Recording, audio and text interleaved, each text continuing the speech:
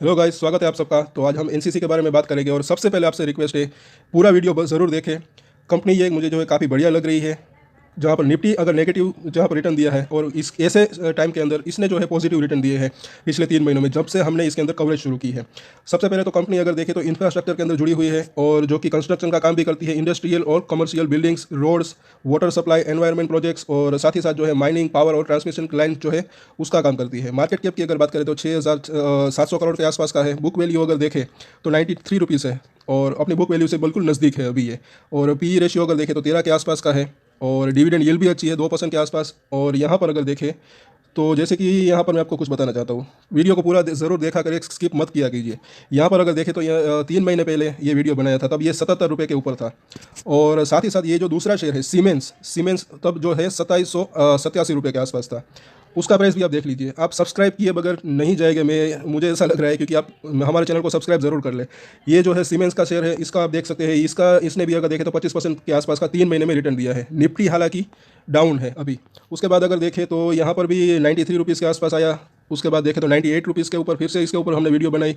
और आखिर में 12 दिन पहले यहाँ पर आप देख सकते हैं, जब ये 103 के ऊपर था तब इसके अंदर हमने वीडियो बनाई थी। और आप ये कंपैरिजन देख लीजिए 3 महीने का। यहाँ पर अगर आप देखोगे तो निफ्टी ने जहाँ पर 6.5% के आसपास का नेगेटिव रिटर्न दिया है, 6.5% मतलब 1000 पॉइंट से भी ज़्यादा निफ्टी के अंदर करेक्शन रहा। 18,000 से घटकर ये 17,000 के नीचे भी गया था। ये तो पिछले दिन अगर देखें तो इसके अंदर कुछ 100 पॉइंट के ऊपर की रैली आई, इस वजह से जो है 17,000 के ऊपर दिख रहा है। यहाँ पर एनसीसी ने अगर आप देखें तो 17% के पॉजिटिव रिटर्न दिए ऐसे नेगेटिव मार्केट के अंदर। साथ ही साथ अगर 6 महीने की अगर बात करेंगे तो निफ्टी जहाँ पर फ्लैट है, वहाँ पर इस कंपनी ने अगर देखें तो 50% के जो है पॉजिटिव रिटर्न दिया है, 50% बढ़ चुका है शेयर। अब इसके ऑर्डर बुक की बात करेंगे, काफ़ी ज़्यादा जो है इसकी ऑर्डर बुक काफ़ी स्ट्रॉन्ग है, इसलिए मुझे कंपनी जो है मुझे काफ़ी बढ़िया लग रही है। ये 1 तारीख की बात है, 1 मार्च की। और कंपनी को कुछ ऑर्डर्स मिले थे, यहाँ पर आप देख सकते हैं ऑर्डर्स थे 2374 करोड़ के ऑर्डर नए मिले हैं पिछले फरवरी महीने में। पूरे फरवरी महीने की यहाँ पर बात हो रही है। 3 ऑर्डर्स थे, यहाँ पर आप देख सकते हैं, तीनों की वैल्यू मिलाकर 2300 करोड़ के आसपास रही। अगर इसकी टोटल वैल्यू इसकी ऑर्डर बुक देखें तो यहाँ पर आप देख सकते हैं कि ये 41,862 करोड़ के आसपास है। और ये 31 दिसंबर तक की बात है, 31 दिसंबर 2022। साथ ही अब ये जो इसको न्यू ऑर्डर्स मिले हैं, ये उसको मिला दे तो तकरीबन 45,000 करोड़ के ऑर्डर्स बुक जो है इसके पास है, 45,000 करोड़ की ऑर्डर बुक। अब इसको हम जानेंगे, इसका जो है इसका रिजल्ट भी देखेंगे। उससे पहले कारोबार कैसा रहा वो हम देख लेते हैं। इसके अंदर डिलीवरेबल क्वांटिटी अगर देखें तो यहाँ पर आप देख सकते हैं कि पिछले दिन 35 लाख के आसपास के जो है डिलीवरी उठी है, वो भी इसी प्राइस के आसपास, ये 100 रुपये के ऊपर। काफ़ी मैसिव जो है यहाँ पर खरीदारी हो रही है इतनी छोटी कंपनी के अंदर। 35 लाख शेयर और 100 रुपये की अगर एवरेज देखें तो 35 करोड़ का जो है डिलीवरी यहाँ पर उठी है। साथ ही साथ अगर यहाँ पर ये जो बॉक्सेस है, ये जो है डिलीवरेबल क्वांटिटी का बॉक्स है। और अगर इसको आप यहाँ पर देखोगे एक्चुअली ये 100 रुपये के करीब करीब, तो मैसिव यहाँ पर अगर देखें तो कहीं ना कहीं बाइंग हुई है। यहाँ पर आप देखेंगे तो 82 लाख शेयर, 52 लाख और कई बार अगर देखें तो 30 लाख के आसपास की।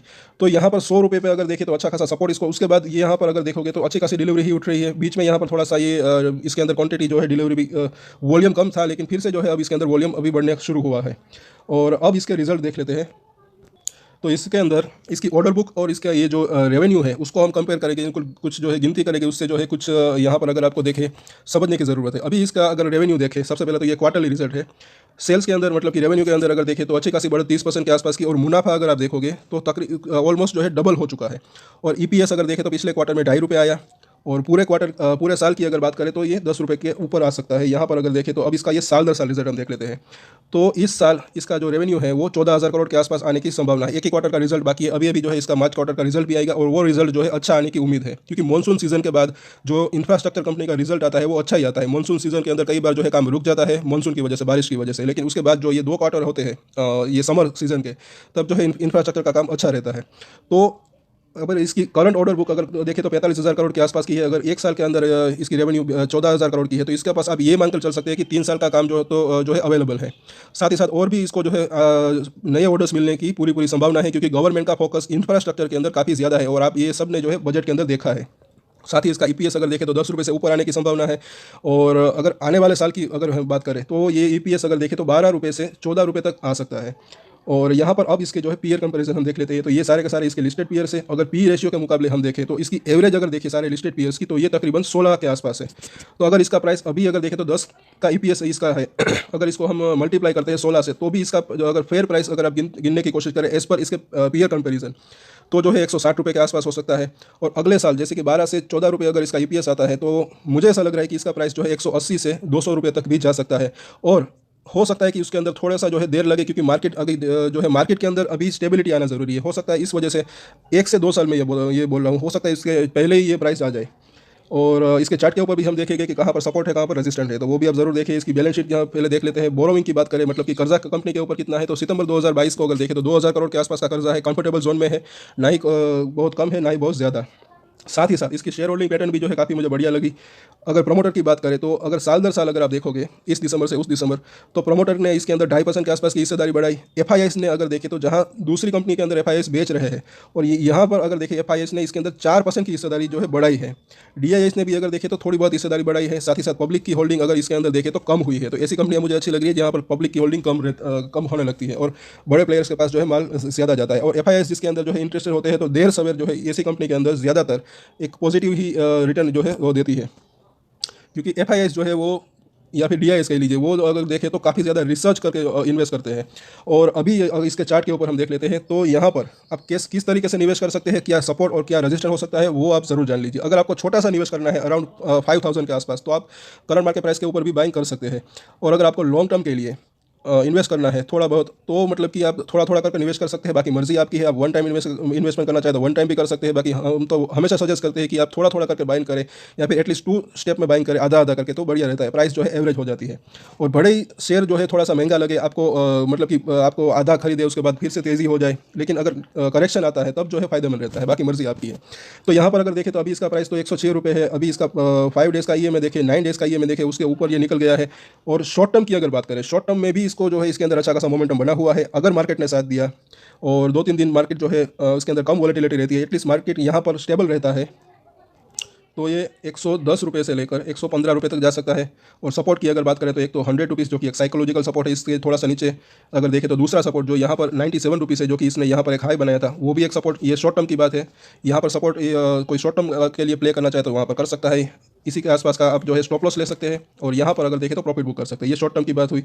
और ये इसका डेली चार्ट फिर से यहाँ पर है, और इसका 21 दिनों का मूविंग एवरेज, जैसे कि मैंने बताया कि 100 रुपये के आसपास सपोर्ट मिल सकता है। ये इसलिए जो है मैंने शो करने के लिए यहाँ पर आपको बताया है। साथ ही साथ अब ये इसका वीकली चार्ट है। अगर लॉन्गर टर्म की बात करें तो वहाँ पर भी अगर आप चाहे तो स्टॉप लॉस रख सकते हैं। हमेशा मैं कहता हूँ कि स्टॉप लॉस लेकर ही काम करना चाहिए। लॉन्गर टर्म के अंदर भी कई बार जो है ये इंपॉर्टेंट होता है कि स्टॉप लॉस ले, क्योंकि कई बार ऐसा होता है कि मार्केट के अंदर कुछ सरप्राइजिंगली कुछ बैड न्यूज़ आ जाती है, कंपनी के अंदर नहीं बल्कि मार्केट के अंदर। तो वहाँ पर ये जो 80 रुपीज़ के आसपास, जो कि इसका 50 वीक का मूविंग एवरेज है, यहाँ पर अच्छा खासा सपोर्ट है। तो यहाँ पर अगर कोई लॉन्गर टर्म की बात अगर करें, तो लॉन्ग टर्म वाले इन्वेस्टर जो है इसी के 80 रुपीज़ के आसपास का जो है एक एसएल लेकर चल सकते हैं, अगर आप लॉन्ग टर्म के लिए इन्वेस्टमेंट करते हैं तो। और यहाँ पर अगर देखिए, क्योंकि ये 50 वीक का मूविंग एवरेज जो है काफ़ी इंपॉर्टेंट रहता है, और ये इसका मंथली चार्ट है। और यहाँ पर अगर देखें तो अगर रेजिस्टेंट की बात करें पोजिशनल कॉल के लिए, तो सबसे पहले तो यहाँ पर अगर आप देखें तो ये है 120 रुपये। सबसे पहले ये यहाँ पर जाने की कोशिश करेगा, और उसको पार करके जैसे ही यहाँ पर उसने जो है इसका ये आई थिंक ये लाइफ टाइम हाई है, जो कि 143 रुपये के आसपास है। आप इसको राउंड फिगर 140 रुपये के आसपास का भी मान सकते हैं। और उसके बाद अगर लॉन्गर टर्म की बात करें, जब ये इसको पार करेगा तब जो है ये 180 से 200 तक जा सकता है, ऐसा मुझे लग रहा है। और बीच बीच में इसके अंदर प्रॉफिट बुकिंग भी आ सकती है, तो आप अपने हिसाब से अगर चाहे तो ट्रेडिंग भी ले सकते हैं और पार्शल प्रॉफिट बुक कर सकते हैं। वापस से जब ये नीचे आए तब वापस से आप इसको बाइंग कर सकते हैं, जब भी आपको ठीक लगे। और ये फिर से इसका डेली चार्ट है, तो इसके अंदर भी देखें तो ये 50 डेज़ का मूविंग एवरेज 95 रुपीज़, और 200 दिनों का जो मूविंग एवरेज है वो भी जो अगर देखें तो 80 रुपीज़ के करीब है। तो जो लॉन्ग टर्म और शॉर्ट टर्म दोनों ही सपोर्ट है, यहाँ पर जो है आपको साफ साफ दिख रहा है। वहाँ पर काफ़ी ज़्यादा मूविंग एवरेजेस है, तो आप अपने हिसाब से यहाँ पर सारे के सारे सपोर्ट और रेजिस्टेंस जो है नोट करके रख सकते हैं। तो आज के वीडियो में इतना ही फ्रेंड्स। अगर आपको अच्छा लगा तो इसको लाइक ज़रूर करें, और जो लोग शेयर मार्केट के अंदर जुड़े हुए हैं उनके साथ शेयर ज़रूर करें, और हमारे चैनल को सब्सक्राइब जरूर कर लें ऐसे ही वीडियोज़ के लिए फ्रेंड्स। और एक स्टैंडर्ड डिस्क्लेमर जो कि मैं हमेशा देता हूँ, आप कोई भी ट्रेड ले उससे पहले अपनी रिसर्च करें, अपने फाइनेंशियल एडवाइजर की सलाह ले, उसके बाद ही कोई डिसीजन ले, और डिसीजन ले तो उसकी जिम्मेदारी मेच्योरिटी के साथ खुद ही ले।